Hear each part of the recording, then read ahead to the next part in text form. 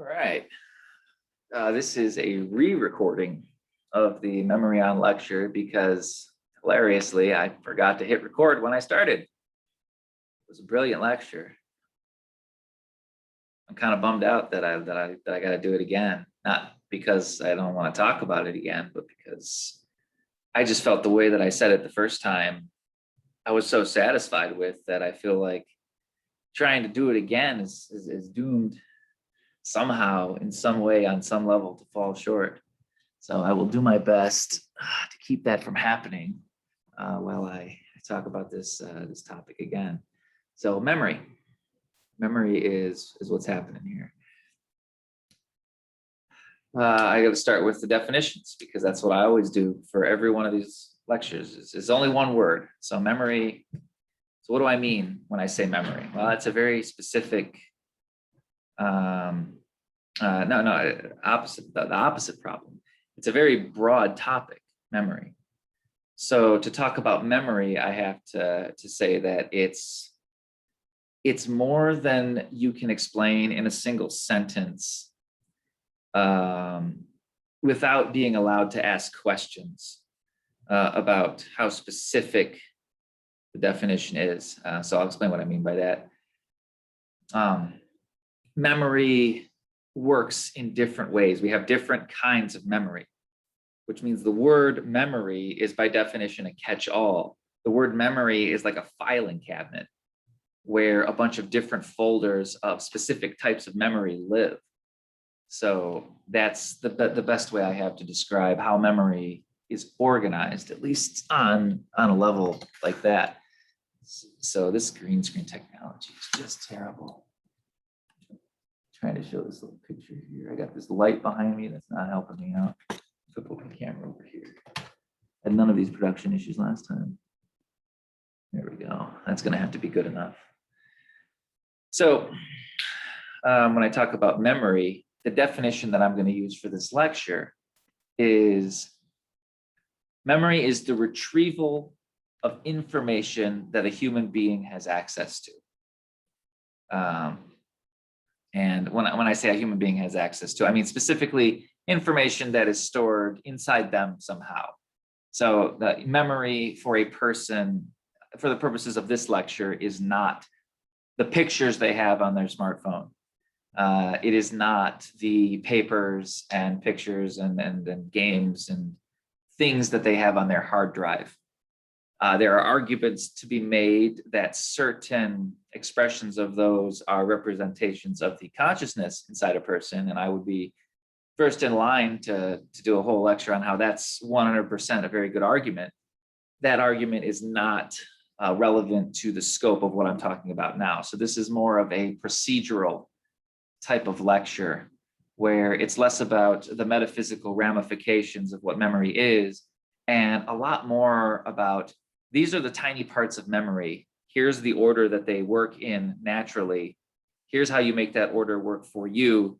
Here's what happens when you try to take that order in reverse.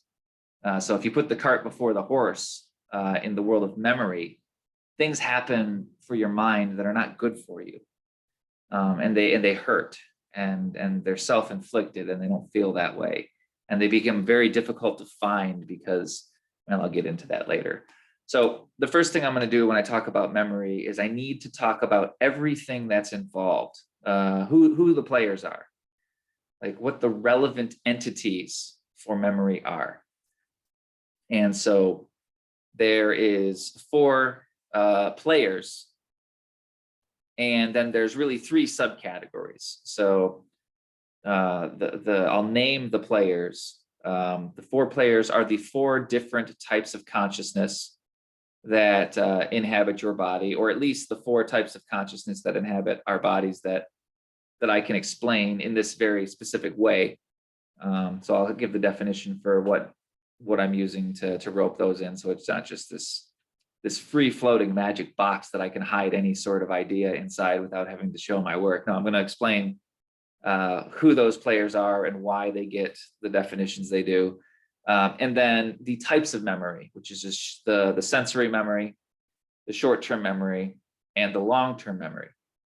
So that's 3 players right there. And then if you get down into it, long-term memory is broken up into many more sophisticated, long-term memory is a more sophisticated thing. So it is made up of more tiny parts.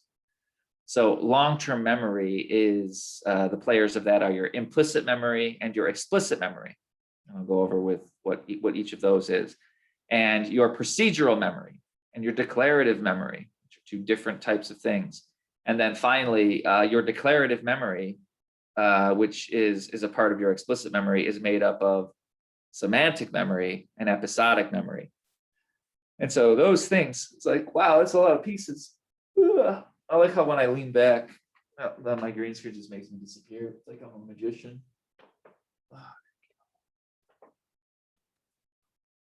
All right.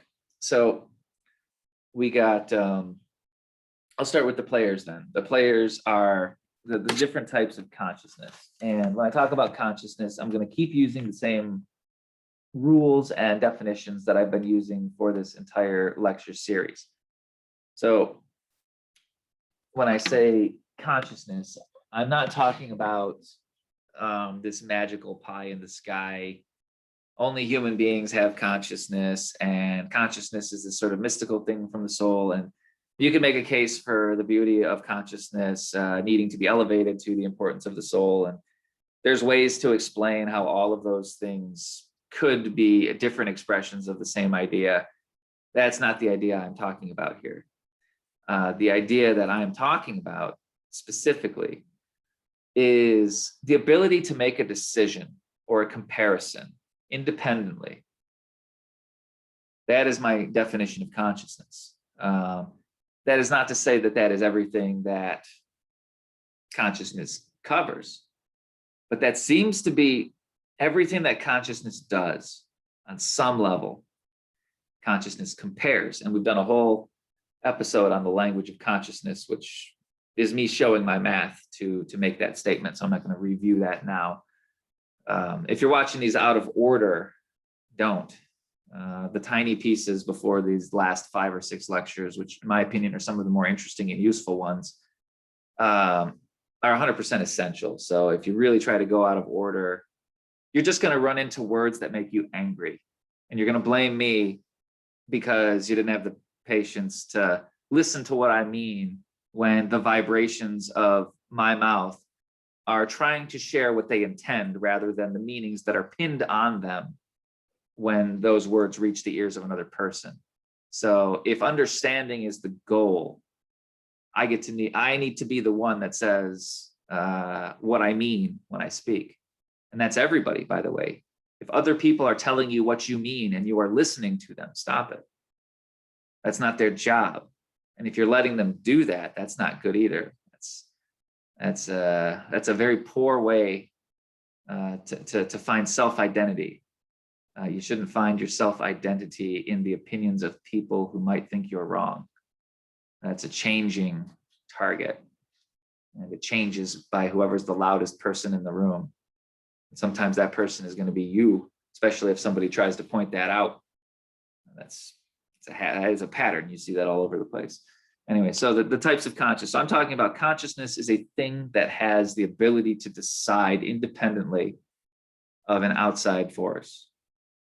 So, example, your conscious mind, your decision making, your free will, your ability to build logic, to compare things better, worse than, richer, poorer, slower, faster.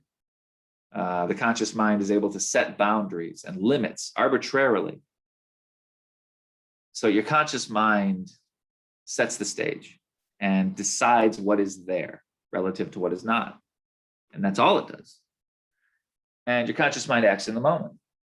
So that's one player. And we've talked about the language of the conscious mind. So you can go deeper into that. The subconscious mind, which we've done a lecture on, several on actually before this, is your memory and your pattern recognition. Everything you've ever seen and how it ties together. And there's a language to that. And that's a separate consciousness. And the third consciousness is your vagus nerve center, the stuff that controls your heart and lungs. That's your old systems, your survival systems, your fight, your flight, your feeding, your mating, and what each of those means and how they motivate. That's an independent system.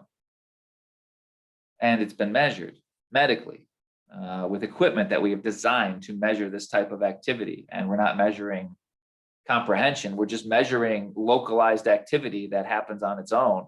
And we are able to very easily correlate that with human sensations that we've mapped in real time. This person is scared. This part of their brain is mapped. Was there any doubt that they were scared? No. Was there any doubt that this part of their brain was lighting up? No. Okay, what happens if we zap that part of your brain and nothing's happening? Well, that person just got scared when we did it. Okay, that part of your brain lights up when you're scared. Is that part of your brain here? No, it's very specific. Every time, that's what controls that thing. That's kind of how that works. And so that system is more primitive than the conscious mind. It doesn't build the grand logic. It doesn't have the ever expansive memory. It only knows how to interpret the decisions that you've made about what you remember. And it's in charge of keeping you safe or helping you grow, which is the same thing. Keeping you safe as a response to a threat is something that needs to happen quickly. Keeping you safe when threats aren't around is something that happens slow. The difference is how much of that process you get to choose and how much of that process has chosen you at the moment. So if you're not prepared, you might not succeed at all. You might fail. And that's not good, because Humpty Dumpty doesn't go back together too easy when that's the sort of problem. So that's 3. And we've talked about those, and we've done an episode on each. And I'm going to talk about a 4th one here. And the way that I talk about it is the same way that I talk about consciousness and lower life forms. And when I say lower life forms, I don't mean worse. I just mean less cognitively evolved, or capable, even is a better word. Capable is a much better word. So anything that can make choices, even if those choices are instinctive, is consciousness on some level. And how much consciousness is the question. The number that matters is 0. So if the amount is not 0, that's the minimum requirement for what I'm talking about. And that's a very low threshold, but it's an important threshold, because I don't need very much of that to be true. I just need to show that it is intrinsic to things that can decide, things that have brains and nervous systems, things that we know are responsible for consciousness. The more of them you put together, the more complex your neural network, the more sophisticated and advanced your consciousness can become. Which is why the vagus nerve center, the gut brain, as it were, is affectionately called in the psychological community and other communities. The gut brain is a very primitive system compared to the rest of the body, but it's there and it can decide. Now, what it decides is very simple. Do I release the signal for threat or curiosity? Do I release the signal for hunger or disgust? That's all it does. But guess what? It does that on its own. So what I'm saying is that even though those are very basic and instinctive responses, the decisions are made autonomously, or at least independently from the greater whole, which is why you do things that you don't want to do sometimes. And guess what? That system is stronger than the rest of them. That one tries to be in charge, and it can feel like it's the boss if you don't really know how to stand up to it. But the only time it'll ever stand up to you is if you're being a tyrant to it. And we've talked about that in other lectures about how certain attitudes of other people can reflect back on you and turn your own survival systems against you, to where you are the only one suffering a never-ending war and everyone else doesn't even know what's going on.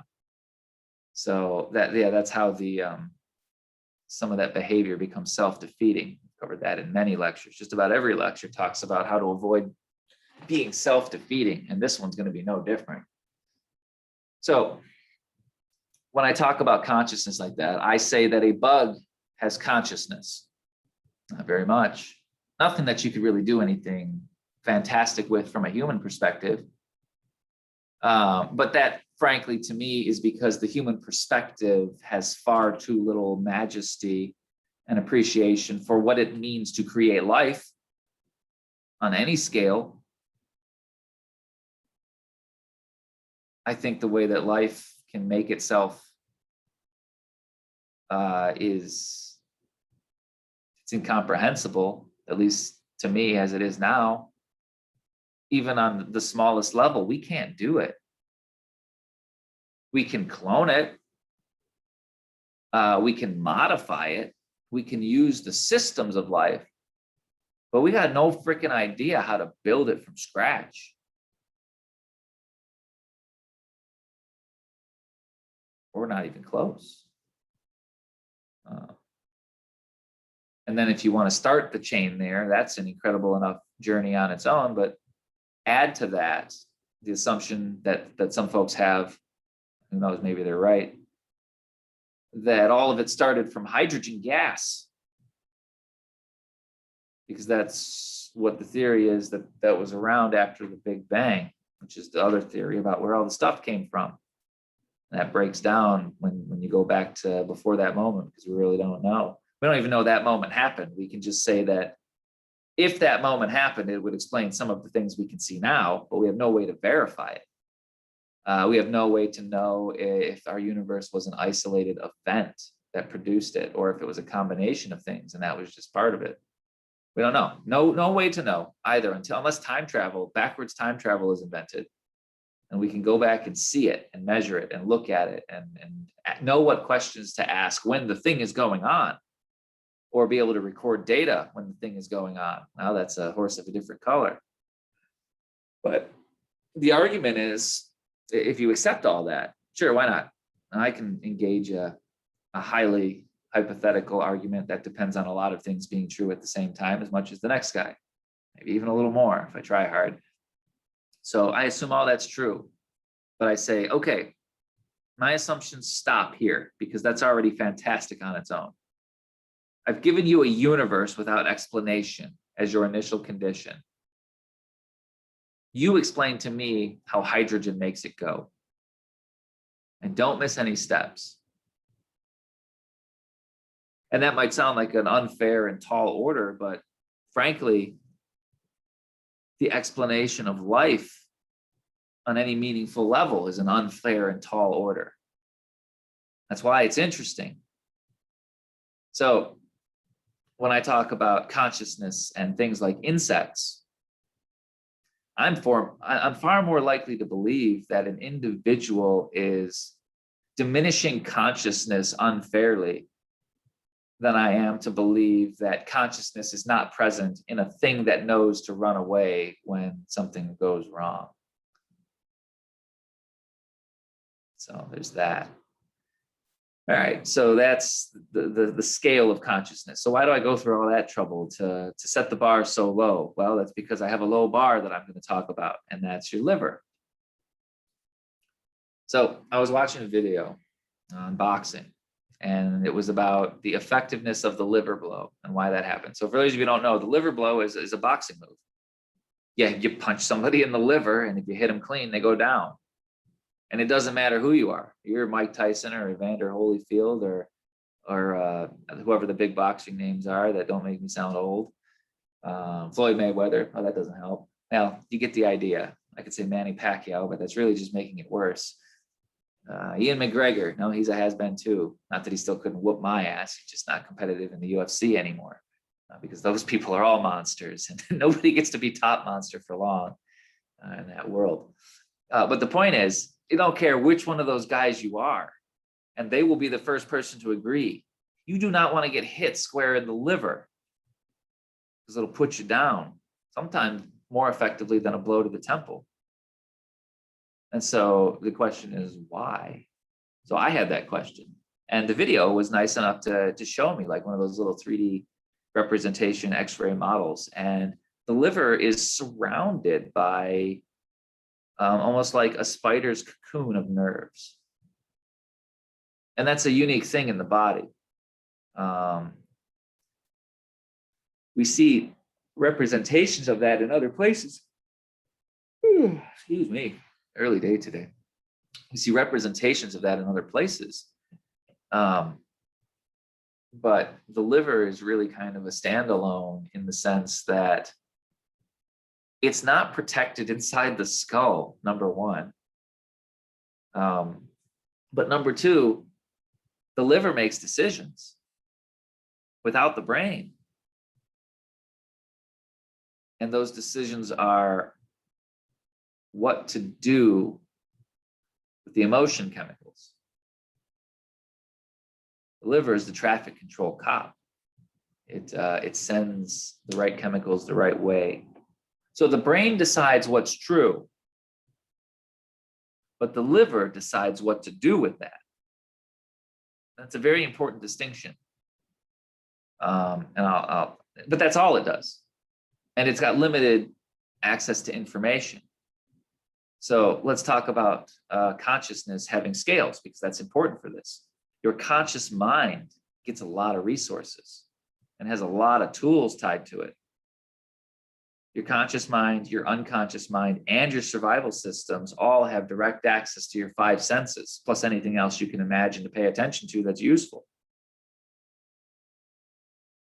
So your sight, your hearing, your taste, smell, and your touch. Well, your conscious and unconscious and survival systems have access to all three. All three of those have access to all of those senses. That's what I was trying to say. And so the liver doesn't have that. That stuff goes to the brain. That stuff's processed in the brain. That information doesn't leave the brain. That information is stored in the brain. It's memory. What leaves the brain is what to do with that information once it's there. But the liver does have one thing, one sense that it has access to, and that's the sensation of touch. That includes your skin, at least around it. It can feel, because nerves feel. That's what they do. They do other things, but that's one of the things they do. Like if you didn't have any nerves, you wouldn't have any pain. So your liver is capable of feeling intense pain and knowing exactly what that means because it still has access to the sense of touch. And when you talk about ways to access memory, understanding that the liver only understands the sense of touch becomes very important, because that explains why music can directly impact mood while bypassing the conscious mind. Frequencies produce resonance. And for whatever reason, call it what you want, certain notes produce certain moods universally across humans. That's why songs are hits when they catch. That's why C, D, and G are always going to be the three-chord progression that tops the charts. Those are your heroic chords. It's the simplest story you can tell. We do a thing, da da da, turns out great. We do a thing, da da da, turns out great. That's every C, D, G song in the world. Some of them really get that simple message right, too. But it's no coincidence that those frequencies combine with those words to make those songs powerful invokers of feeling. There's therapy that they do where they put vibration on your liver. They hit it with like music waves. You don't even need to hear it to get the effect. That's the interesting part. Now, hearing it will amplify it, that's for sure. But if you hear a thing, you have to recognize that you are also feeling it because of the nature of sound. Now, that sensation might be too minute for you to feel, but it's not too minute for you to experience, because obviously your eardrum is doing it, and your eardrum is doing it while it's inside a thing that might be blocking part of it out. If you're not, turned directly at it, you might it might bounce off your face and not even get inside. It's got to get inside the little hole too. And then it bounces off this little tiny piece of paper that vibrates a thing. I know my biology is really good. But my point is the vibrations, that's how sensitive your body is capable of understanding them through touch. Your eardrum is a sense of touch before it becomes a sense of sound. And you can lose it if your eardrum breaks. But my point is that your skin has the ability to experience these vibrations enough that even the little bits and pieces can say that they understand something meaningful is going on. And that's why some people get goosebumps when the right song plays. It's a physical response. That's part of it. There's other reasons. So, and that's a little bit of a tangent, but so I don't need to really prove all that. That's a different lecture. Just kind of got interested for the moment. But yeah, the liver is the emotional control cop, and it makes decisions.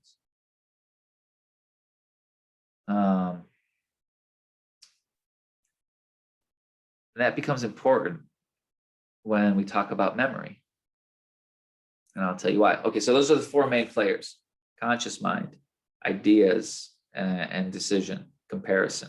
Subconscious mind, memory and pattern, past experience. Vagus nerve, gut brain, your survival systems, fight, flight, feeding, mating. And your liver network, and I'm just going to call it your liver network because it doesn't really have a name that I'm aware of. If it does, someone will let me know. And I'll go, ha, you're smarter than me for knowing the name of that thing that I figured out how to use to make your memories good. So different forms of creativity. I could use some more competence and creativity when it comes to being able to remember the names of things. That would help me out a little bit. I wouldn't have to explain them all from scratch, but you're smart enough to keep along. So here we go. The liver. So the liver is the emotional control cop, where it's the drug dealer, right? It decide, or the pharmacy is a better way to go. The pharmacy is a better analogy. It's a little bit more dignified. And your different other neural pathways are the other doctors, as it were. They write the prescriptions. The liver decides to fill them or not, or usually it decides that, well, if you think that's true, this is what we need. But what the liver doesn't do, if we tell it to, is it will give us harmful drug interactions when our different consciousnesses disagree on what the right feeling should be.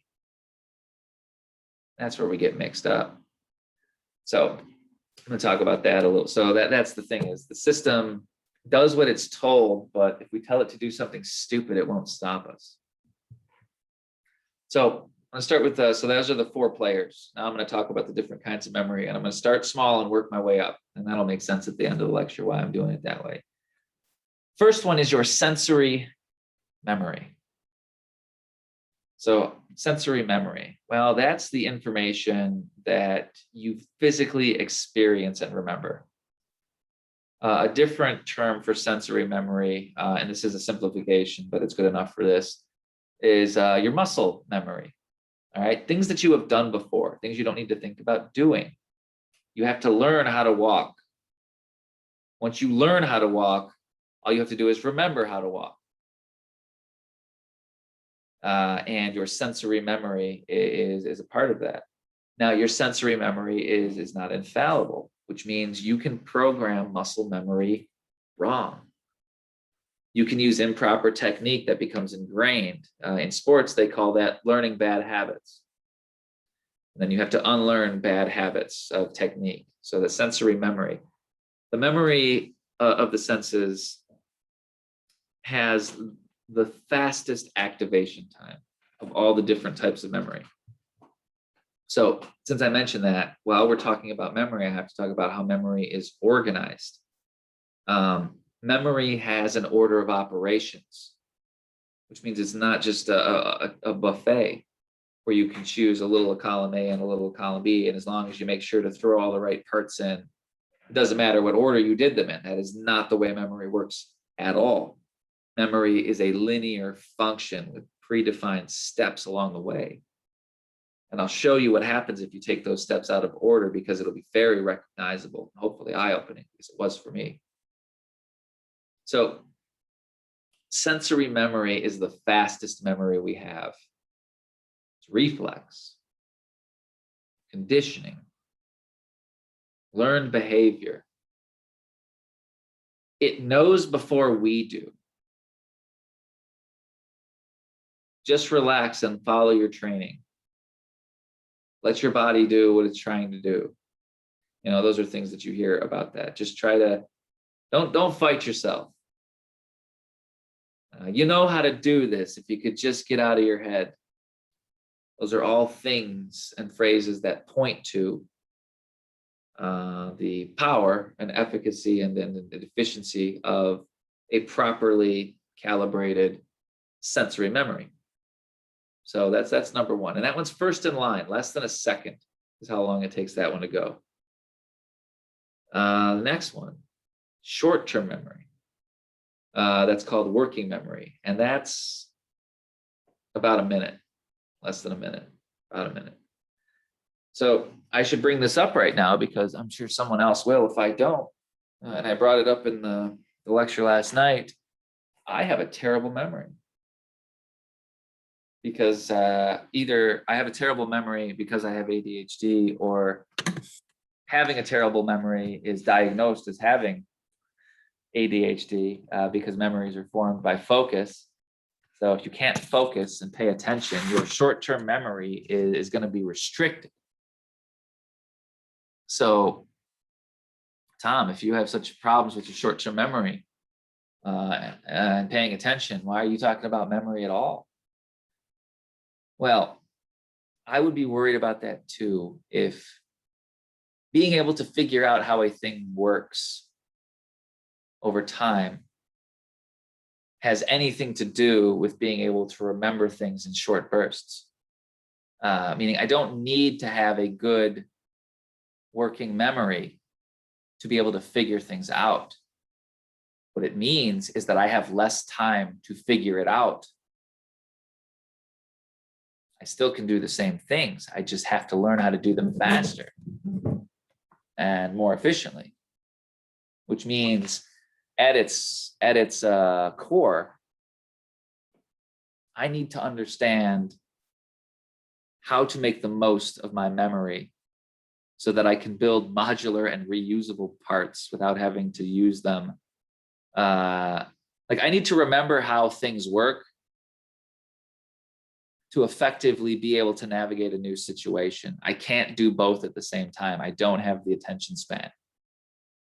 So I need to build a system that is stable and flexible over a broad variety of situations, which a different way of saying that is hyper pattern recognition and a web-like connection-based thought process, which is a consequence of the autistic and ADHD mind. So it's kind of like an evolutionary trigger, because I'm not going to say it's an advantage or a disadvantage. I'm just going to say it's a trigger. It is a thing that creates a problem to overcome. And so you have to ask yourself, if this limitation exists, meaning I exist in a world with people who can pay attention to things longer than I can, that gives them an edge. It gives them an edge in vigilance. It doesn't mean they use their vigilance well. Quite the opposite, in fact, many times. And the story that I told in the last lecture is one that I'll paraphrase here. It's a privilege of short-term memory that will lead a person not to use what they have as effectively as they could because they don't understand what it means to not have enough of it. So the value of what is there and its potential is lost. The example I used is in the United States, there are people who take 30-minute showers. And some of those people might even let the water run before they get in. So you've got running water for 45 minutes. And that is a thing that is not of consequence in the US because it really doesn't even waste water. But it does waste energy because that water goes through a reclamation cycle. So what goes down the drain is purified and separated and sanitized in a sophisticated and very dependable way so that our water supply circulates on some level. Water treatment plants, it's a thing. So it's not like if everybody left their showers on one day for 5 minutes too long, we would all of a sudden fall impossibly behind with the water that we could get because we just used it all up. Now, once it goes down the drain, there's a time limit, a life cycle of how long it takes that water to get back. And so as long as the amount of water in the system is okay, and there's enough wiggle room to cover the short-term demand, the system replenishes itself, which that's a good way to design it too. You wouldn't want to design a system that you were always going to be worried if it failed. The only real danger is long-term evaporation. And by the way, people watering their lawns. So that's a different one. If it doesn't go in the drains, then it does pull a little bit. But we're talking about the shower here. I did that on purpose. But my point is, that person has used 45 minutes of water and they've gotten something they enjoyed. They got a nice long shower. Somebody in a nation where they have to walk miles to get water would be able to give their entire village drinking water and probably a bunch of other things as well, irrigation of crops, you name it. And they would jump at the chance to have that quantity of water freely given to them as a one-shot deal. They might even trade for it. Water's heavy. It's 8 pounds a gallon. 45-minute shower can produce a lot of water. It'll be a lot of work to carry. So, and then think about it. The type of water that we use is very clean compared to what you'll find in other places in the world. You can drink it without boiling it. It's a luxury. Sometimes the pipes go bad and you get metal poisoning. So metal poisoning or ringworm, take your pick. I guess neither one of them is very good. And if you're getting metal poisoning a lot from the water you have, you should probably be asking why. You shouldn't take no for an answer. When the question is, can we get this fixed or not? And the answer needs to be yes. But the point is, when you have a lot, you can waste a lot and not feel how much you're wasting. So as far as the ability to talk about memory while having a bad memory, I can know about it. I can know about its potential. I can know about its construction. I can know how to make the most of what I have, but I will never have the advantages of the fat, happy American metaphorical counterpart who has a better short-term memory than me and chooses never to develop it into what it truly could be from my side of things. But that's one perspective. Take your pick, there's many. So when I talk about short-term memory and using it effectively, that is 90% of the content of this lecture series. If you really wanted to pin a label on this series and put it under one theme, it would be how to tell if information is true or if you are lying to yourself. And I have a lot of ways to do that quickly because there are a lot of ways to lie to yourself and make it sound believable. You'll convince yourself better than anyone. No one will be able to convince you that you're wrong. So the lecture series is how to use your short-term memory as efficiently as possible to be able to skip some of the things that seem like leaps, which are really not. They're just correlations that maybe go against some assumptions that have been built in. And we're going to get to those next because that's my transition to long-term memory. So just a quick review. Your sensory memory is your muscle memory, a record of everything you've experienced physically, a snapshot of all the chemical states and emotional sensations that your body has felt. That's sensory memory, and it's very fast, fastest thing in your body. It uses the survival circuits, the ones I've talked about in previous lectures, and that becomes important later. So those survival circuits are the shortest paths through the brain. And that's going to be the double check later on to make sure your memory is working right. Or let me say that differently. Your memory is going to work right if you can remember something. Your memory is going to work for you if you can pass the double checks. Your memory will not work against you. Your memory will not deceive you if you can work through the double checks. And good luck saying you have a good memory, because you only remember what you believe is true. You will not remember the stuff you got wrong. How could you? And the only alternative is to say that if you say your memory is perfect, you are also functionally saying that you are never wrong. Unless you're willing to say, I only remember what I believe to be true. That's a different statement. That's a more honest statement. You accept that you could be wrong.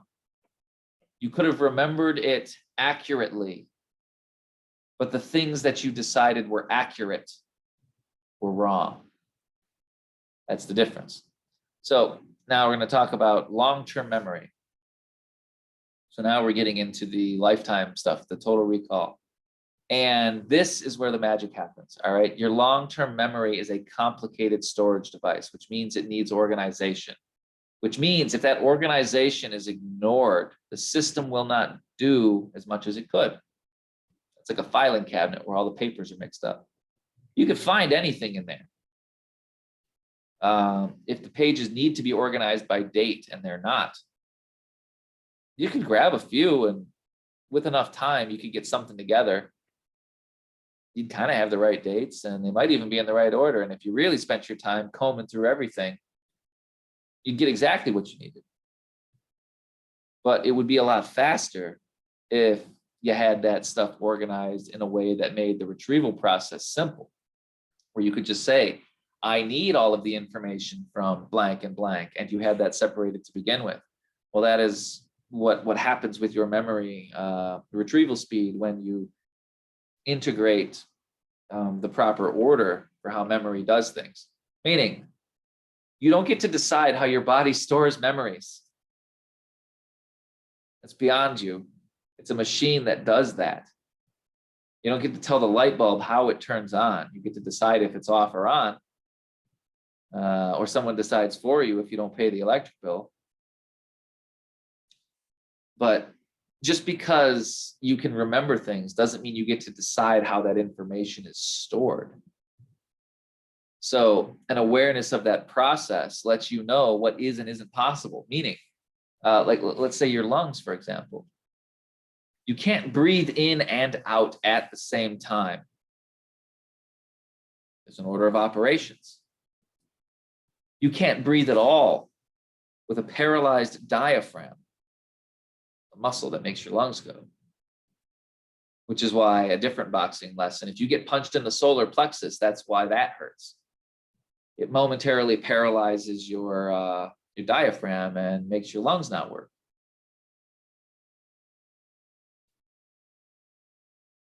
Oh, I want to close the loop on that. Rewinding back to the liver blow. The reason that the liver blow hurts so much is it's like getting punched in the brain. We have the more complicated brains and the brains that cover a lot of things, and those are hidden behind bone and a membrane that gives it like this shock absorbing gelatin quality. If a toddler had access to an exposed brain, they could just put their hand in it and pull a scoop of it out. It's very fragile. And the slightest touch that bypasses that shock absorbing system can be fatal. Get hit in the head, that's a big deal. And that's how boxers knock each other out. They don't hit you. The way that you get knocked out as a boxer is they'll hit you and the force will go up your chin and they literally rattles your skull. your brain wiggles harder than your shock absorbing system can make it not wiggle.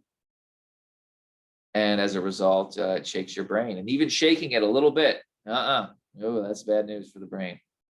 Long-term side effects, at least a couple days. Long-term, not lifetime, but long-term relative to how long a thought takes to happen, which is what your brain does. Your brain works at the speed of light almost, for some things. So if something takes a few days to sort itself out, that's a lifetime on a relativistic scale. As far as traffic construction goes, if you're doing maintenance, to you it might seem like a couple of days where you just have a fuzzy brain, but relativistically, that stuff is closed down for a long time before it learns how to reopen. Sometimes it doesn't happen. You get hit in the head wrong. Well, that's no good either. So when I talk about all that said, I was going to close the loop. It's like getting hit in the brain, which is why it hurts, except we only have a partial cover for the liver. Our rib cage gets it a little bit, but you can just get socked in that giant nerve bundle. I don't care who you are, you're going down. If you get hit clean, you're going to go down. And there's been pictures after boxing matches where you'll see a liver and it's just split open like a cross. Like it got punched and it just breaks. And then, yeah, that's all the nerves and stuff just, they're in the way. All that force has to go somewhere and it shockwave reverberates. And your liver understands by sense of touch. Remember, that's the only sensory information it has access to. The rest of it is taking the word of everyone else. It gets the messages, it gets the orders. It doesn't step outside of its little domain. It can't. So long-term memory. The first thing is implicit memory. And that's the unconscious memory. The stuff that you already know is true, but you don't even have to think about it. Implicit memory, the stuff that makes your life easy because you don't have to really go through the exercise every time. Implicit memory is not guaranteed to be correct. However, it is guaranteed to be implicit. So you can't diminish the negative consequences of the word implicit because all of them are true. Your implicit memory is everything you have decided to remember is correct for the rest of time, to the degree that you will never challenge that assumption. Your implicit memories are the deepest, most ingrained neural pathways of your mind. They are where the buck stops. They are where you do not progress any deeper because this is the source of all.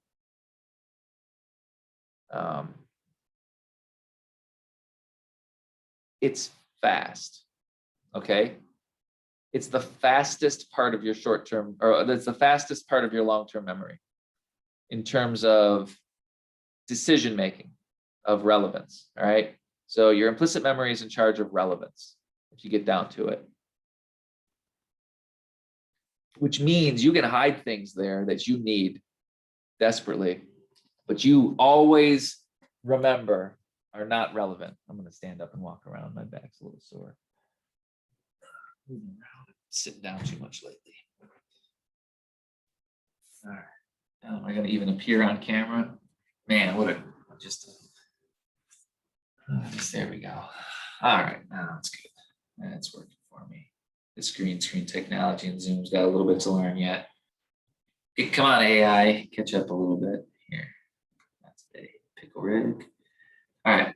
So the implicit memory, the stuff that you just implicitly believe is true. Implicit memory is the source of all faith, which I'm sorry if there's any atheists watching this. I've already gone over discussed sensitivity at the word faith on a previous lecture. It's a thing that you believe and can't prove is true. That's faith.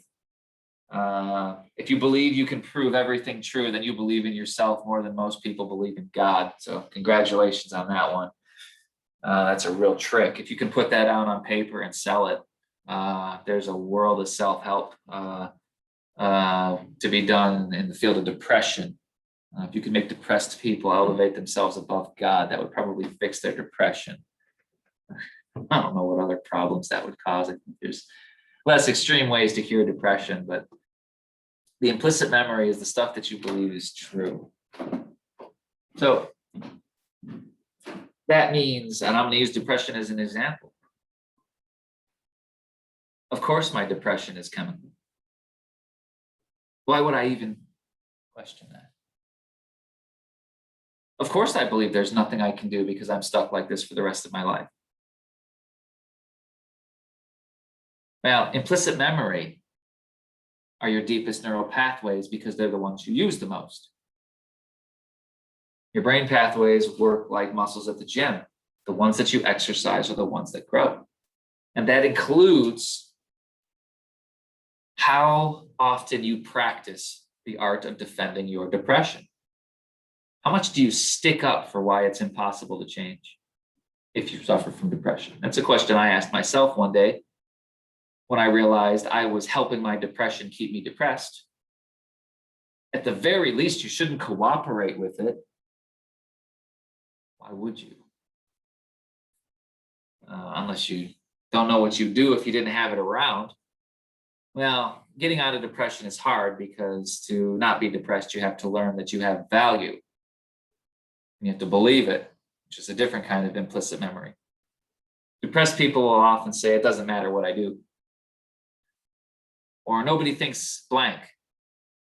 No, that's to say that you believe nobody thinks that. And you sound bitter about it, but you're really not that mad. If you're not mad about that, then you agree with it on some level, which makes sense and is perfectly in line with the defense of depression. So regardless of the words that come out of people's mouths, which are contradictory, which say, of course, I'm a good person who's well-meaning, and I'm also this worthless piece of crap who is chemically dependent on depression, those two phrases don't really pan out because the implicit memory has decided a contradiction is true. And that's where implicit memory can hurt you. Your implicit memory hides all of the things you don't know, but you have decided that you do, even accidentally. I'm going to walk down the road and I'm going to stay on the left side because cars don't drive on the left side. For whatever reason you think that's true.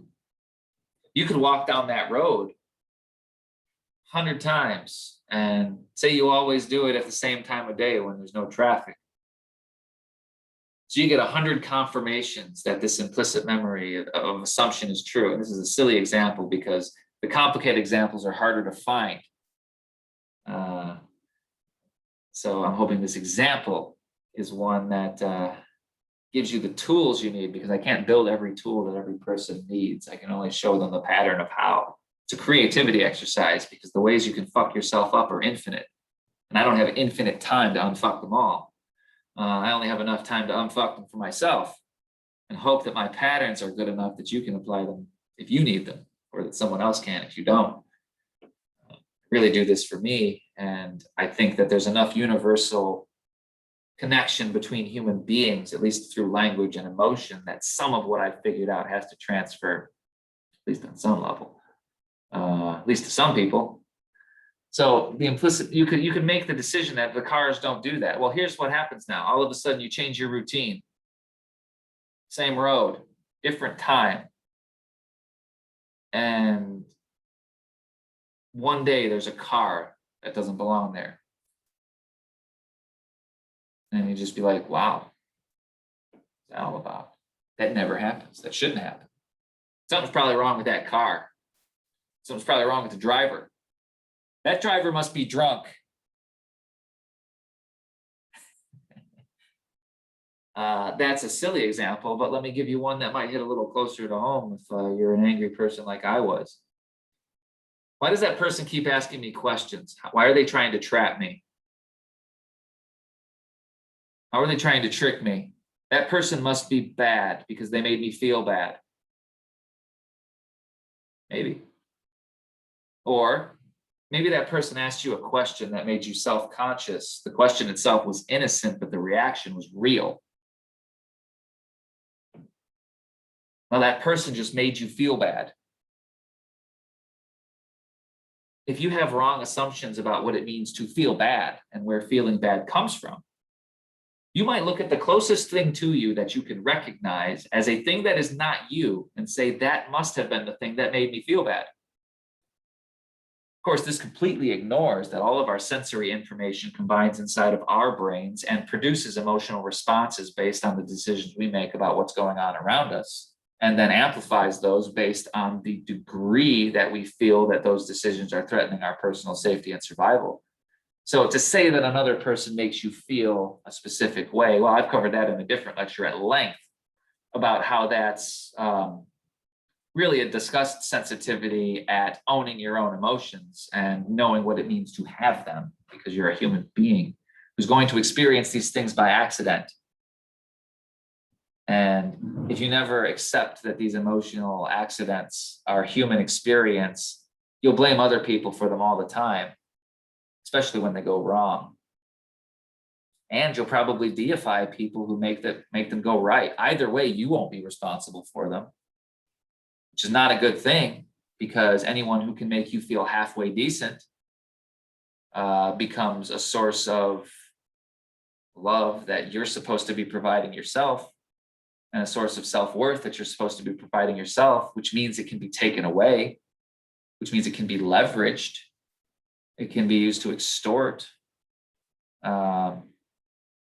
If you really loved me, you would. If you were a better person, you would. Only bad people think. I can't believe you would vote for. How can you support such a policy? That means you are. All of those are examples of that. Those are examples on validation dependency, which is a symptom of implicit memory corruption. And that's a harsh label, but the effects of it are harsh. Why sugarcoat it? If you believe a thing is wrong that makes you make sweeping decisions about people you've never met, that's a big fucking deal. If you've given yourself the judgment and authority of all humanity with no accountability to back it up. Because what happens when someone asks you to be accountable? They must be evil. Why would they make me feel this way by challenging me? Why are they picking a fight? They must be a bad person. So that extreme form of judgment really exists to prevent itself from being judged at all. The implicit memory makes an assumption that protects the implicit memory from having its assumptions challenged. Why? Well, I can tell you why. Because changing an implicit memory hurts. It's going off path. But it's different than going off of a flat path. A flat path, you can change your direction. A rut, you have to force your way out of. I'm stuck in a rut. Yeah, you're stuck inside the limitations that you have accepted must be true. Your implicit memory has put boundaries on you that shouldn't exist, but you act like they exist so fiercely that whatever hides behind them never manifests for you, because cause and effect behave by rules. So if the effect that you need is hiding behind a cause that your implicit memory says is not possible, relevant, or rational, you will never get that result. What you will get is more of the same. So if your life is happy, if you are pleased with the way that other people treat you, if you are satisfied with the level of control you have over your impulses, and you do not actively work against you in ways that keep you living paycheck to paycheck, stressed out and angry, then your implicit memory is fine. Moving on. Procedural memory. This one is skills and tasks. So I'm going to talk about this one. This is a thing that you can learn to do that is specific. Oh, big deal, Tom. You really cleared it up there. What I mean is procedural memory is very specific, but it's also quickly recalled. It becomes implicit over time. If you take, and there's a phrase that actually tells you how much time, 10,000 hours. They say if you put 10,000 hours into something and you work hard at it, you will become a master. What that means is you have so thoroughly saturated those neural pathways that there's little chance to really improve at that point. Like you've reached your potential at that point for that very specific and narrow goal. Now you can do that with as many different things as you can imagine, but certain things, you just do a thing, and after a while, you really do run out of stuff to explore, and you got to go back for the little bits if you're a completionist. So say you can use Excel spreadsheet, say you learn how to shoot a gun. Say that you learn how to play basketball. Your muscle memory takes care of some of that. Your procedural memory tells you which muscle memory to use and when, and in what order. That's why it's procedural. The order of operations is procedural memory, which means that your procedural memory can be wrong. You can put the cart before the horse. And your implicit memory can tell you that whenever that doesn't turn out well, something else is at fault. So your implicit memory is your internal forgiveness machine as well. But it doesn't do the job right because it doesn't care about the truth. It only cares how you feel at the time, which is not bad. So if something makes you feel bad, and ignoring it or blaming it away makes that feeling go away, as long as you retreat from whatever triggers that, your implicit memory will confirm itself. Your procedural memory, it's a little different. Like there's a threshold of success for procedural memory. Certain things, the order of operation doesn't matter. Certain things it does. Say if my goal was to build a house and I was a skilled builder, I wouldn't start with the roof. Could I? Sure.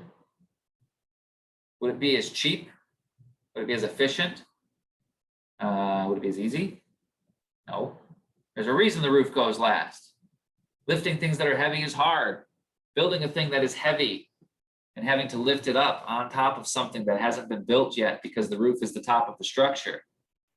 That's a bad order of operations, not because it couldn't be done, but because the way that it gets it done is so wasteful, it may as well not be done at all.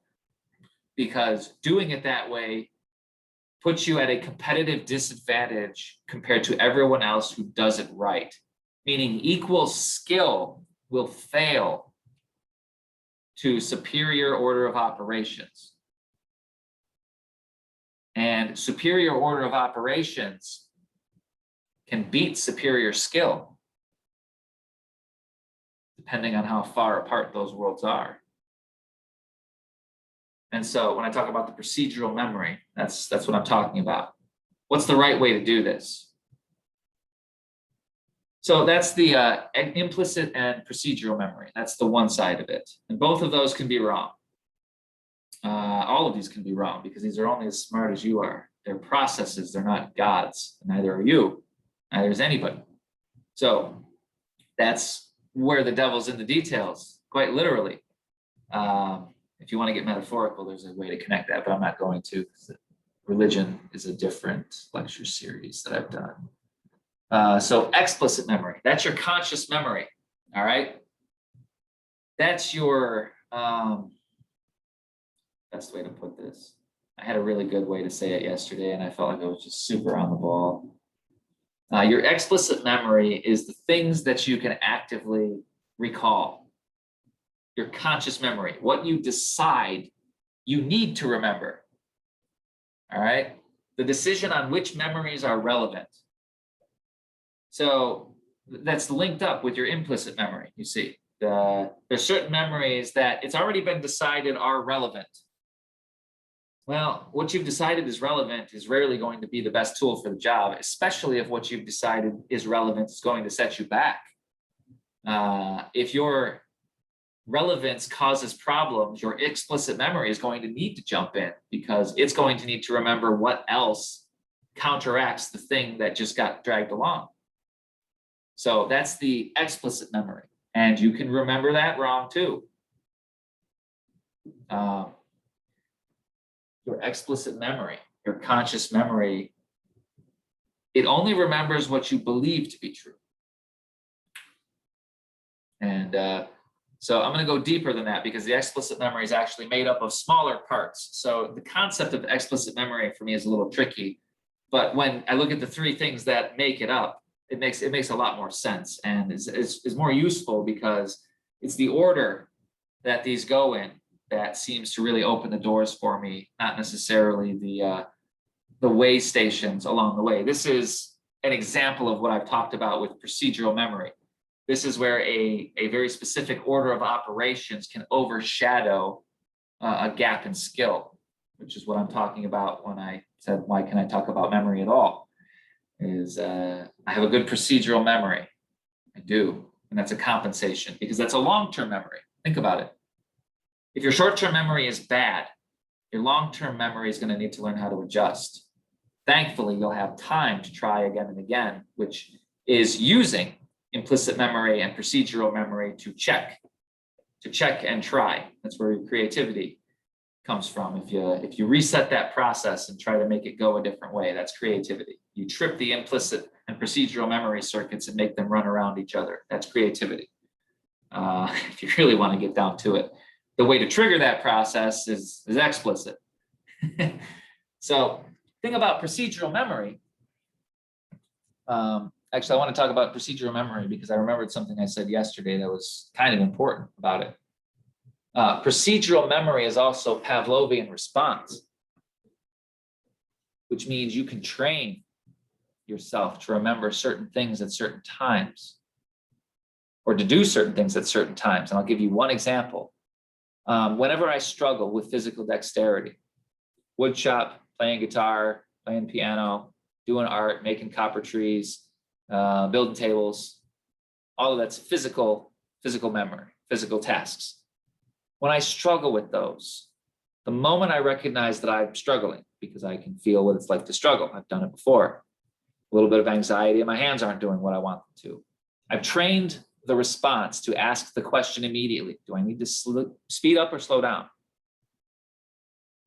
Do I need to speed up or slow down? That's not always the answer, but that is the answer enough that training myself to ask that question then, which is the wisdom of the procedural memory, solves problems as soon as they happen a lot of the time. So that's kind of a thing that you can do. Now, say you want to build a different procedural memory.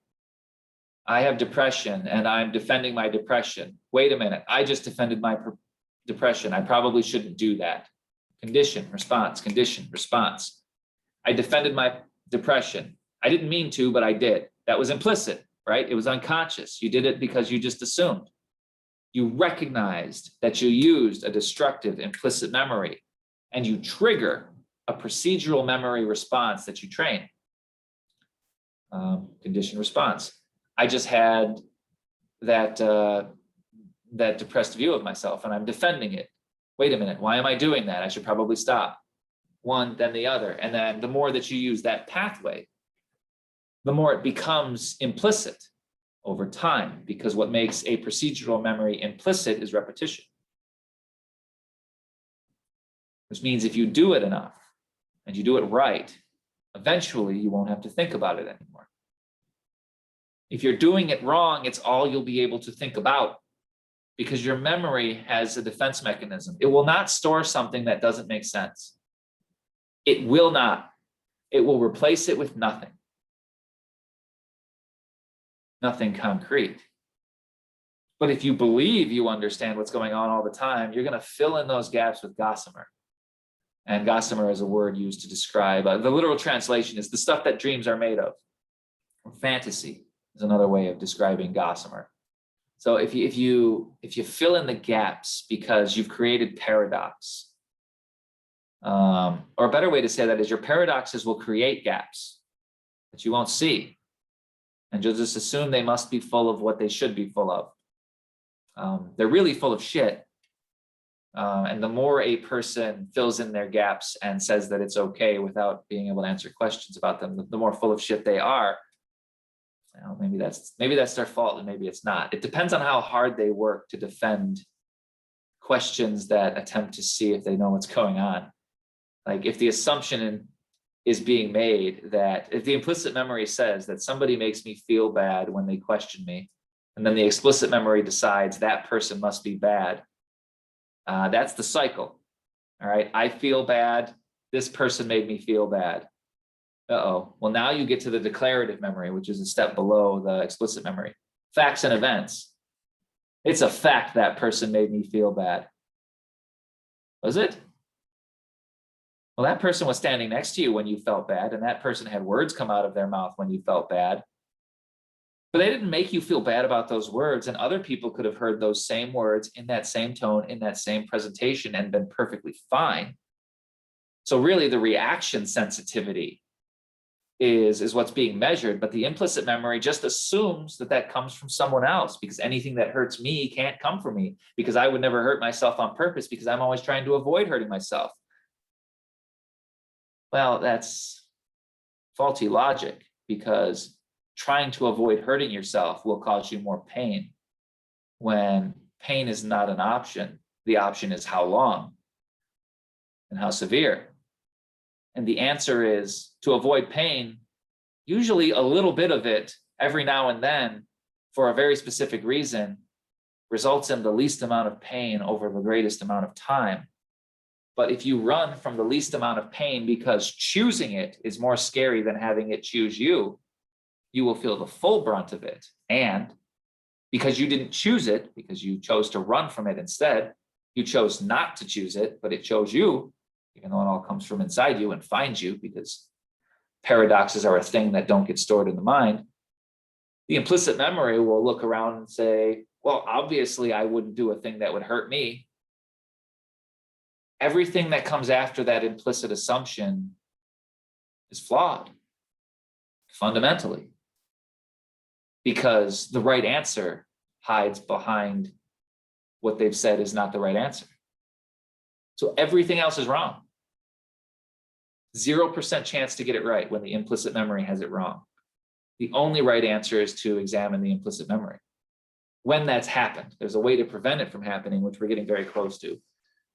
So the declarative memory, facts and events, history. Okay, this thing happened, and this thing happened, and this thing happened, and this was there, and this was there, and this was there. It's your dates and times. So if you're ever in a class and there's a surprise, like it's a history class, and there's a surprise test at the first day where it's a blank timeline and all the kids are supposed to write on that timeline things that they know, important dates. Raise your hand, or don't even raise your hand, just go up there and grab the marker or the chalk if you're still living in the 80s, and write down 1812 and then a little hash mark, and then beneath that write the War of 1812. You don't need to have a good memory. If you're clever in that situation, that's a very specific utility, but it's there and it may save someone one day. War of 1812, everybody. Guaranteed on a historical timeline. Your declarative memory. Okay, who, what, where, when, why, how. What box is it? What box am I looking at? So declarative memory contains facts. How many times do people argue facts? People say they don't argue facts. They argue about which facts matter. So your declarative memory only remembers facts. Your implicit memory decides which facts matter. So if your implicit memory has removed access to relevant facts because they are in direct opposition to a faulty assumption, which we've covered for the faulty assumptions was 7 hours of this lecture series, fallacy and bias. That's every way your implicit memory is wrong. Go and watch that one, clean your mental house. Figure out when your implicit memory is hurting you, because it will limit access to the facts you can acknowledge are relevant, because the implicit memory is hiding something that is obviously wrong. And I use that in quotes, but those facts are hiding behind it too. Shadowboxing is how to find out where your implicit memory is wrong. And I've covered 3 lectures on that and 1 lecture on the language of the shadow. So that's a different path to get to know your implicit memory in a safe and slow way over time. But this is the functionality of its connection, the order of operations, where these things live. Okay, the shadow lives in the implicit memory. The declarative memory, that's just what you think you know. All right. So beneath that, there's two left. And this is where the magic happens. You have your episodic memory and your semantic memory. And both of those things make up declarative memory. So when I talk about that, I'll start with episodic memory. That's a very easy thing to explain because episodic memory is very metaphorically equivalent to an episode of a TV show. Here were the things that were present at this time, and here's what happened. It's a sequence, okay? You're remembering the order that things happened. That's different from procedural memory. Procedural memory is knowing the right order to do things in. Your episodic memory is remembering the order in which things were done. I really don't have to go too deep into that, except to say that you can remember that wrong because certain things that you will observe have been declared irrelevant or impossible by assumptions that your implicit memory is hiding. And your memory does not store paradox. It forgets it or renders it irrelevant, meaning it's scrubbed from the short-term memory. It is not stored. So your episodic memory will have gaps that are equal in size to how much of your implicit memory gets in your own way. So if you have a hard time remembering things that are specific, you've got some assumptions that are in your way. And I can say that there's a different lecture where I talk about a repressed memory or a lost memory recovery algorithm. It's a process that you can go that uses this structure and navigates it in a way that produces partial recall reliably, enough that you can practice it over time and dig memories out by just following the steps. And it's very useful because the more of those memories that I dig out, the more I realize the only reason I didn't remember them properly the first time was because I had assumptions made about why they were bad. And if I was at the center of some of those things, that means I didn't remember why I was bad. I didn't remember why I wasn't patient. I didn't remember why I raised my voice when I could have done something else. I didn't remember that I was an asshole when I could have been nice. I couldn't remember that I had unreasonably high expectations of myself and others, and that I got mad at both of them when those expectations weren't met. Why? Because implicitly I assumed I was a nice guy. Couldn't happen. Somebody thought I was mean, it was their fault. They're not trying to understand me. And there's some truth to that, by the way. Not being understood is a two-person problem. But getting angry that you're not understood is a one-person problem. And you can only make it worse by getting mad about it. So that's the separation there. But the episodic memory, that's where the gaps come from. Things that you just didn't remember you were supposed to, things that were relevant that you don't know how, or worse, that you've decided were not. So you got to fill it in with something else. And then finally, the last one is the semantic memory. This is facts and concepts. So this is the smallest unit of long-term memory that exists that I'm putting in this box here. This is the smallest piece. This is the single thing. This is your relationships, your ratios, your comparison. This is a record of your consciousness and how it decides where comparisons fall. Okay, if you really want to get technical, so you really want to get technical, if you really want to get technical, meaning if you are using the most precise language that is the most accurate with the most consistency across this lecture series, that is what I mean by getting technical there.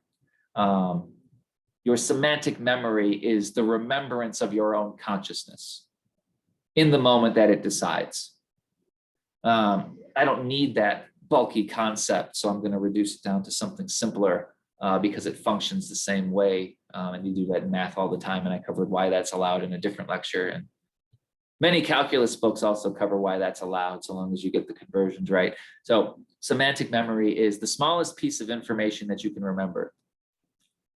A is always greater than B. So it's a double-edged sword. If you know what A is and you know what B is, and you're being honest about that, and you don't have like a skewed perspective, let's just assume for this example, you've got it right, even if it's a guess. If you guess the right answer and act like it's true, the right thing will happen. You don't need to know why. So that's your semantic memory, is the little piece. This thing happens when that does. This is true when that's true. This cause makes that effect. Very small. So let me talk about how this goes wrong when the order of operations is reversed. So procedural memory is where most of this starts. Somebody said a thing and I had a reaction. Here's what I have to do. And I don't have very much time.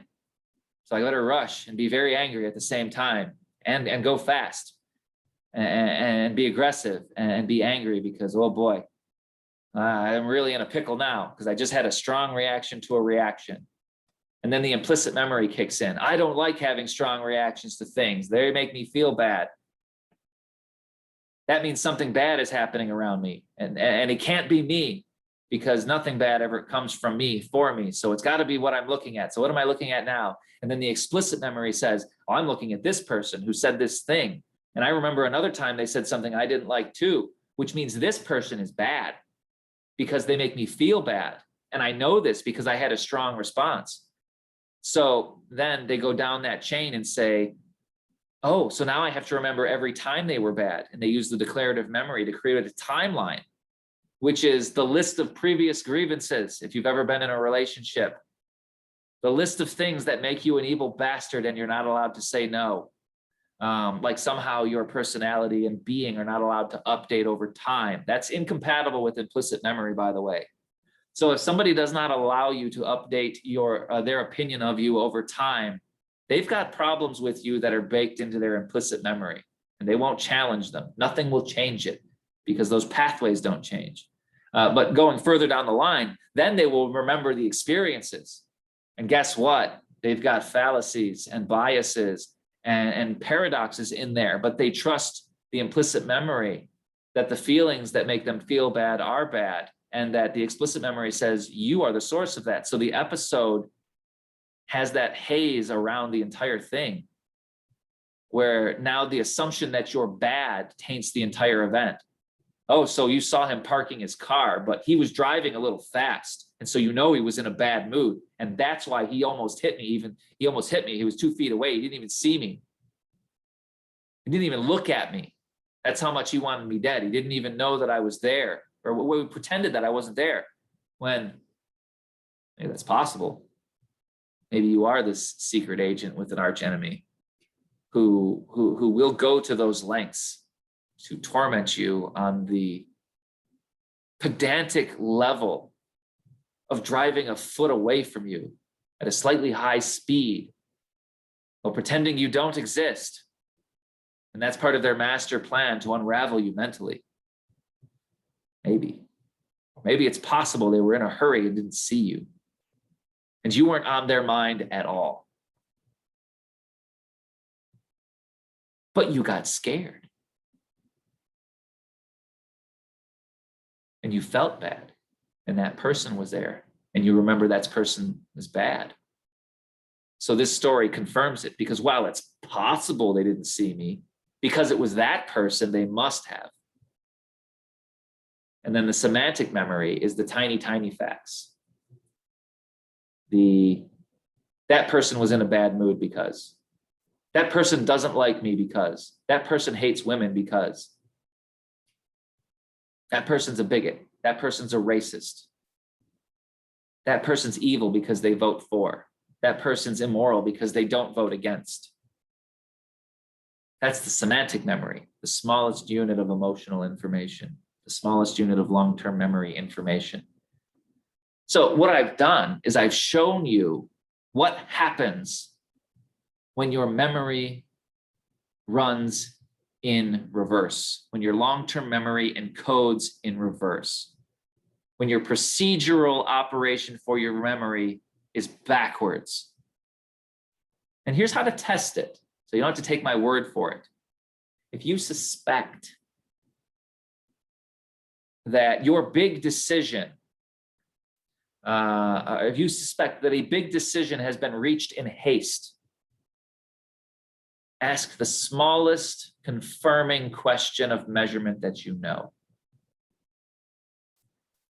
Well, you talk about voting, and this is important. Are you talking that every person who does this is a specific group of people who feel that way that you don't sympathize with, and a different group that you can kind of sympathize with? And if they say, no, they're all bad. And then if you say, well, what about this? And then they say, why are you doing this? Why are you trying to, I said this. No, it's obviously, and it's this, and it's this, and this. So they respond with semantic memory and episodic memory and declarative memory that they believe to be true because they've decided it backs up their implicit memory. So if challenging semantic memory, and by challenge, I mean asking what it's made of and asking how it handles apparent paradox, if that produces an angry response, the implicit memory is wrong. Because people run from questions like that when they try to hide things. And that won't be a conscious, they're not evil. No, this isn't an implicit, procedural, explicit redundancy. It's just what happens when you think something is true. And if you're not aware of it, it's very easy to get caught up into it. And by the way, sometimes you're going to make these decisions and you're going to be right. So it's not that you're not allowed to make these judgments about people or situations or events. It's that if you want to know if you're correct, you have to go in the right order. You're allowed to decide all of the same things using these tools. But to know that you've done it right and to know how to check, it's a higher standard. And if that higher standard produces an angry response, at the very least, that's a discussed sensitivity to challenging yourself. And if you get mad when someone else does it, you need to learn how to do it more because it's going to keep happening. And the challenges you face will be as strong as the ones you won't give yourself. So that's a big, long trip to explain memory. What's the deal? Why did I say all that makes sense? Here's where the conversion happens. Here's the grand unified field theory of memory. Here's how the body languages can all unify. Because remember, the previous lecture on the previous lecture on survival circuits talks about the amount of information, the very limited bandwidth that can fit inside of those. Your semantic memory is your long-term memory, and you have access to all of it at all at the same time. Your semantic memory is small enough to fit through those survival circuits, which means they can go back the way they came. If your implicit memory and your explicit memory and your declarative memory and your episodic memory produce these elaborate chains of paradox correction that is too big to go through the sensory pathways, which means your muscle memory, your physical memory, your memory of physical sensation, 3 separate things I listed there, each specific in their own way. So rewind that and write them down if you need to see that all of those words mean very simple things, but the order that those words were in is relevant. That is how you can tell when your memories are in line with the truth, is when remembering them as they happened produces no emotional pain. Because the pain is the forcing of too much into it creates a threat, an unresolved unknown that is perpetuated by the self. I cover that in a different lecture too, because I'm really running long on time here. I was a little bit more eloquent last night as well. The point is, the sensory memory is very fast. the semantic memory is equally fast. So when you build your memory using your procedural memory as the basis, meaning you decide, I'm going to build my memories from the smallest part up. There's a different way to say that. And all of you emotional people out there, you need to listen up. And I know that's an emotional provocation because I want to make you angry about this. So if you are angry when I say this, I'm right. You need to get off your emotional high horse about what is and isn't relevant, especially when people are trying to double check your math. Because that is the logical approach to make sure that your memories have been remembered properly. It's not optional. Your biology of recording memory is not optional in that regard. Sorry. That was a tough pill for me to swallow too, and I was one of those logical people. I'm just a person. So if you're an emotional person or you're a logical person, you're already acknowledging that you have an implicit bias. Stop glorifying it. It's weakness. And you're defending weakness to prevent pain. The logical people have this one right. Start with small scale analysis. Throw nothing that can be measured out. Deny no exploration of detail, even if it disagrees with previously believed implicit memory. Unless you have no choice but to believe everything you hear, which, by the way, is true for some people who are hooked on the news. So if you deny information because you are afraid it might change your mind, well, you have your answer. You're denying change and your mind. Fair enough. Less competition for me. There's advantages to being able to remember a thing properly. There's advantages to being able to know what it means to hear when something contains a bias. And if it's as easy as saying that is too emotional or that is too logical, then all the better for it. It doesn't have to be hard. And all you logical people out there, listen up. I'm going to pick on you too. Just because it's easy doesn't mean it's wrong, you sanctimonious bastard. Or bitch, I guess. I'm being equal opportunity at this point. I was using a gender neutral form of the word bastard at that point, but I suppose I should be a little bit more inclusive with my with my belittling of things I don't enjoy. Just because it's simple doesn't mean it's wrong. Just because someone who's dumb can understand it doesn't mean that it's not right. You're probably being dumb and having to overcompensate with a lot of smart things when it comes to certain emotion being the right answer. Logically, certain emotions make sense. When you deny that logic because emotions are bad, and I'm not one of those people, well, then you commit the same problem that the emotional person commits in reverse, which is common, by the way. The problem is there's a biological advantage, memory speaking only, pattern speaking only, analytically speaking only. There's a biological advantage to getting the emotion part wrong and getting the memory part right, because the memory lasts for a lifetime and the emotion lasts for a moment.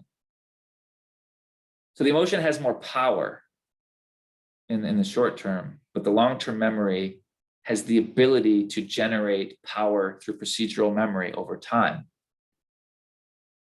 So the logical people know how to make the power sustainable. The emotional people know how to make it go. Anyone who has half and says half is enough is saying that only half of them is worth loving, at least as far as they're concerned, because everybody has the capacity for both. So when I say that the order matters, if your semantic memory is where your memories are built, that means a big memory can be broken all the way down to a piece that is small enough to be compatible with the sensory memory. That's important. because here's what you can do with it. If your long-term memories have been carefully built using the smallest possible stable pieces, pieces that are small enough to be understood with a simple feeling of right or not. I don't know about a lot, but I know that this person is taller than that one. Well, when could that matter? I always remember this person's taller than that person. Well, what a useless thing to know. It's always true. So big deal. Unless you're a detective who's solving a murder and can tell by the distance between the footsteps how tall or short a person was. Being able to remember that right instead of not caring that it matters be all the difference in the world if you're a good detective. Or having a detective that misses that and pins it on you because they were too dumb to figure out that just because you looked like you were guilty and you must be guilty and all of the things that you said are obviously criminal tactics because their implicit memory has said, I get a bad feeling about this guy. Their explicit memory says that feeling's around you. Their declarative memory starts filling in the pieces. That's how trials go wrong in reverse. And that's why lawyers attack the small details, because that's the things you can prove. So it works. People do it for a living. They make lots of money doing it if they're good at it. So if you have an accurate semantic memory and you're honest about what your sensory memory in the moment means, which means your implicit memory does not turn off your sensory memory when it hurts. And your semantic memory is used to build your long-term connections. Now you have everything you need to get your sensory memory, which is your fastest memory, and your semantic memory, which is your fastest long-term memory, and your short-term memory, which is as fast as it needs to be for about a minute. Now you have all three types of memory that you have access to, speaking the same language at the same level of complexity, with the same level of precision and coherence, because it's been constructed properly over time using wise procedural memory as the guide, and knowing how to get implicit memory to correct the process, things I've laid out. If you can make those three things align, now you have the algorithm for instinct. That's where it comes from. It's not enough to think a thing is true. It's not enough to feel a thing is true. It's a very different experience to have every part of you know that a thing is true on every level. Guess what? The reason most people avoid that is because with that amount of certainty comes a certain amount of responsibility. Because now there's no excuse for getting it wrong, because you can't. But if you prevent yourself from ever being able to get it right, but you never try, well, that's a clever way to never be wrong. You just have to accept that you're also never going to be right, which is a thing that those people seem to get somewhat upset about. So if I met a person who said, now I don't know if I can be right, and I don't know if I'm wrong, so I'm really not sure, I could respect that. If I meet a person who gets angry about one, but not the other, well, that's a contradiction of behavior, and that's a reflection of contradiction of the mind. Where else would it come from? If you're not your mind, what are you? So your contradictions in behavior have to come from you. Unless someone else is putting them there. I don't think that's the case. So when I talk about memory this way, the order matters, because if you do the order correctly, your instincts will tell you you've done it right. And that's not magic. It's confirmation, because it comes at the end. So all of you logical people who are disgusted by instinct, too bad. That's the double check, which means if you run from instinct, you're running from emotion, which is illogical, because the emotion should agree with your decisions if you've gotten all of them right. And the emotional people, if you don't think that you can put it down on paper like this, go fuck yourself and die. Why do I say that? I'm not telling you to do that. I'm explaining what happens when you do that. You fuck yourself until you die. I don't cause that. I observe it. By all means, keep it up. Those people are very predictable.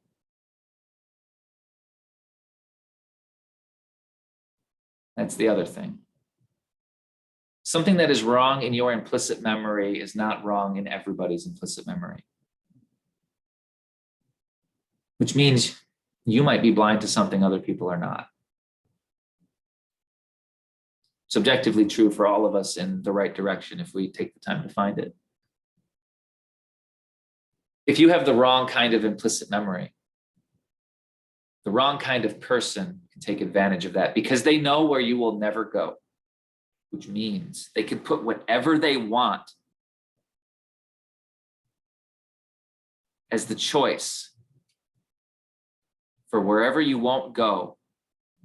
And they can know you'll always make the choice they want you to because they're the ones that set the choice up in the first place.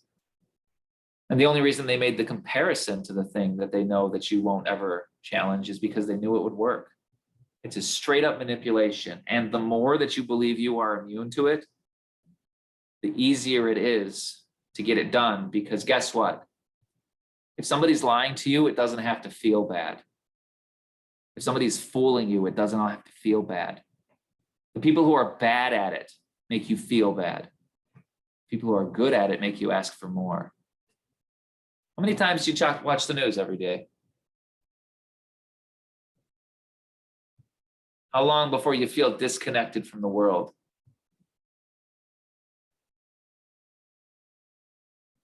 That's all I got to say about memory. So thanks for watching. Yeah, 4 left in the series, and then we'll do something else. So thank you. See you next time.